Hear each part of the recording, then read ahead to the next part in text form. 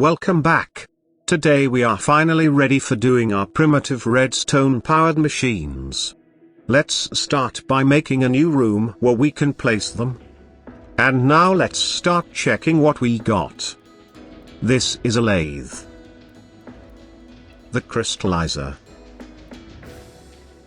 a cutting machine, and finally a precision assembler. Thanks to all of these machines, we can finally build an automated tree farm. Which means that we are finally free from having to chop down trees for fuel and can progress faster.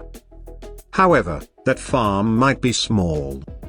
There is one more useful thing that our new precision assembler can do: craft an electric dynamo.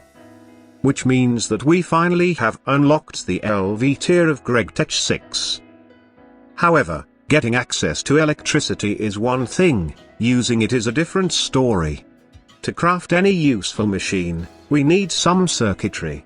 So, let's make a few electric circuits step by step. We start by sieving some gravel to obtain some flint. And we smash it into dust with our mortar. We heat the flint dust until it breaks down into silicon dioxide. Then we add some carbon to the mix and heat it so that it reacts with the oxide and only silicon is left. We turn off the heater and pour out the silicon, making some plates out of it. Then we cut out some tiny plates, which we are going to use for making a bunch of simple transistors. Next we make a few capacitor and resistors. And we finally wrap all together into some basic circuit parts inside our thermionic fabricator. We then craft some circuit wiring and press them on some circuit boards to obtain some circuit plates, on which we can press the circuit parts to obtain some unwelded circuit boards.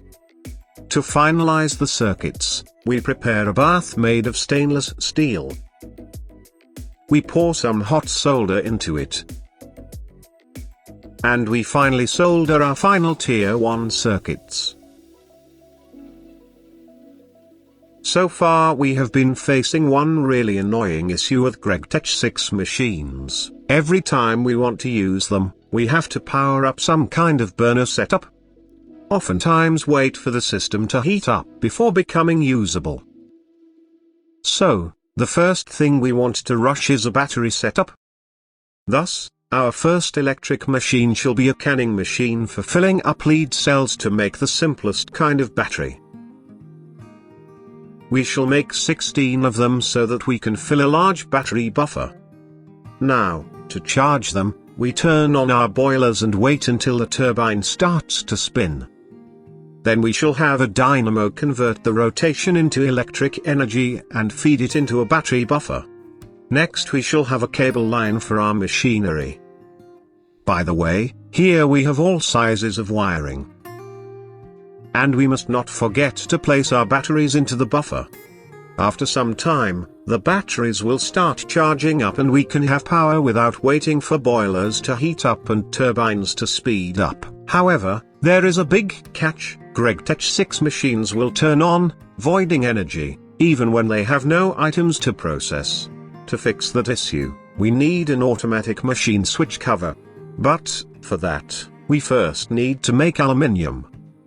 All we can do now is disconnecting the cable. The other thing we can do is start working on these covers. The first step is to gather some bauxite, an aluminum-rich mineral. Then, we run it through all the possible steps that give off byproducts, like we do with every other mineral. And we take out the bauxite under the form of handy blocks of pure dust. To process it, we have to run it in an autoclave with either sodium or potassium hydroxide. That will give us respectively sodium or potassium aluminate dust, which we will bath to obtain aluminium hydroxide. We also get back the hydroxide of the first step. So, to make this setup, we first need to produce steam, which we feed straight to an autoclave. That will get feed bauxite and output to a chest from which a bath takes inputs. And finally we loop back the outputs. Next we need some sodium hydroxide for the loop. To make it, we first have to craft an electrolyzer, then we take some water and some salt. We connect the electrolyzer to the power line, feed it the ingredients and, after a long time, we finally get our catalyst. Now we can fire up our bauxite processing plant, after placing the catalyst in the loop. After a long time, we get some byproducts and some aluminium hydroxide, which we heat up to convert into alumina and then pour into ingots.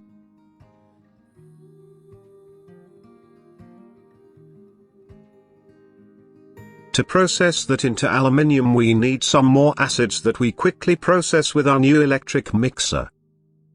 We are going to store them into stainless steel drums since these can handle acids. And we put a tap on them so that we can easily access the fluids. Next we carefully prepare a measurement pot to only pour out the right amount of fluid. And then we remember that ceramic can't handle acids. So we craft a stainless steel cup and a pair of stainless taps. And, with the help of a funnel, we place the right amount of liquid in the electrolyzer. We add some carbon and the alumina in the machine and then connect the cable. And thus we have finally obtained aluminium. MV machines are going to require a lot of it, so we have to better automate this process. For the moment, all we can do with it is a pair of the covers that will let us use in a proper way electric machines. And there we have it, the start of a proper workshop. Now we need a bigger factory. To make it grow faster, we are going to mix up some construction foam. After giving it some color, we pressurize it inside some handy cans. That will take away the building part. But we still have to dig our basement. To help us with that, we are going to buy a drill from the shop. That drill is so fast and powerful that it even broke some underground pipes. Now that we have the space and the cans of seafoam, we can start forming the walls of our new rooms. And, once we are stuck in a corner, we have to wait for it to solidify. That will take half a day. By the way, one of the cool things about seafoam is that we can use it on pipes. We can also spray some sand on it to solidify it faster.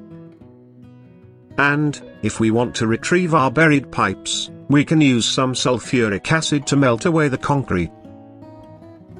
Now we have room for better automation, but I think we should do that in the next episode.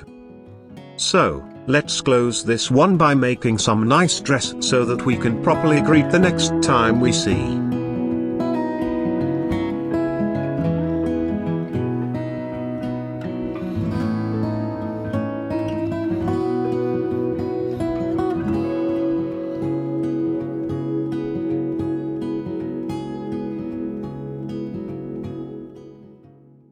Bye bye.